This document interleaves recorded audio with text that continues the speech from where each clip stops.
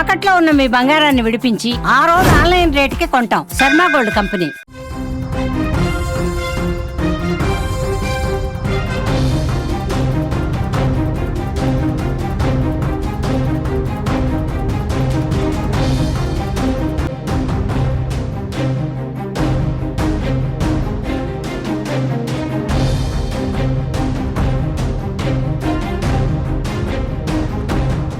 ఆంధ్రప్రదేశ్లో విస్తారంగా వర్షాలు కురుస్తున్నాయి. ఉదయం ఎండెక్కి సాయంత్రం కారుమబ్బులు కమ్మి వర్షాలు పడుతున్నాయి. రాష్ట్రంలోని పలు జిల్లాల్లో కొన్ని రోజులుగా ఇలాంటి పరిస్థితే కనిపిస్తోంది. బంగాళాఖాతంలో ఏర్పడిన అల్పపీడనం మరింత బలపడడంతో మరో 2 నుంచి 3 రోజులు కూడా వర్షాలు పడతాయని వాతావరణ శాఖ అంచనా వేస్తోంది. రాబోయే 24 గంటల్లో ఇది ఉత్తర వాయువ్య దిశగా పశ్చిమ మధ్య బంగాళాఖాతం వైపు కదిలే అవకాశం ఉన్నట్లు వాతావరణ శాఖ తెలిపింది. ఆ తర్వాత ఉత్తర ఈశాన్య దిశగా తిరిగి దిశ మార్చుకుని మధ్య బంగాళాఖాతంలో క్రమంగా బలహీనపడనున్నట్లుగా పేర్కొంది.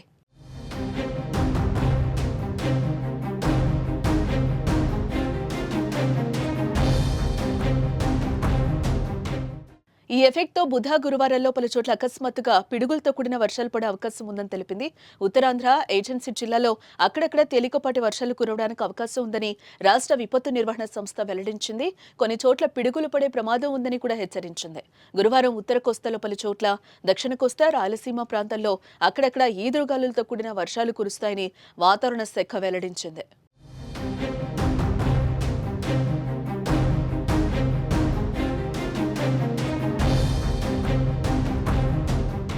ఇటు మరోవైపు విశాఖపట్నంలో భారీ వర్షం కురిసే అవకాశం ఉండడంతో కోస్తా ఆంధ్రకు ఎల్లో అలర్ట్ జారీ చేశారు. శుక్రవారం కూడా ఉత్తరాంధ్ర జిల్లాలో పిడుగులతో కూడిన తేలికపాటి నుంచి మోస్తరు వర్షాలు పడే అవకాశం ఉందని ఏపీ విపత్తుల నిర్వహణ సంస్థ మేనేజింగ్ డైరెక్టర్ కూర్మనాథ్ తెలిపారు.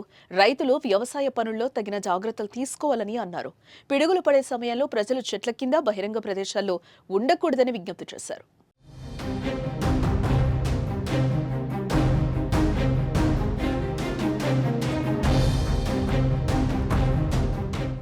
అటు ఎండలు కూడా రాష్ట్రంలో భారీగానే ఉన్నాయి.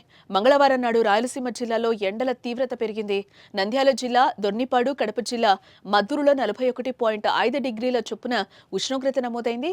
కర్నూలు జిల్లా కామవరం 40.7, పల్నాడు జిల్లా రావిపడులో 40.6, ప్రకాశం జిల్లా దరిమడుగులో 40.6 డిగ్రీల మేర అధిక ఉష్ణోగ్రతలు రికార్డయ్యాయి.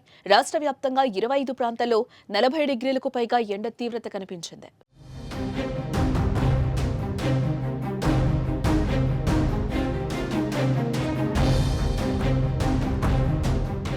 ఇటు మరోవైపు బుధవారం అల్లూరి సీతారామరాజు, ఏలూరు, తూర్పుగోదావరి, ఎన్టీఆర్, గుంటూరు, పల్నాడు జిల్లాల్లోని 28 మండలాల్లో వడగాల్పులు వీచే అవకాశం ఉందని వాతావరణ శాఖ తెలిపింది.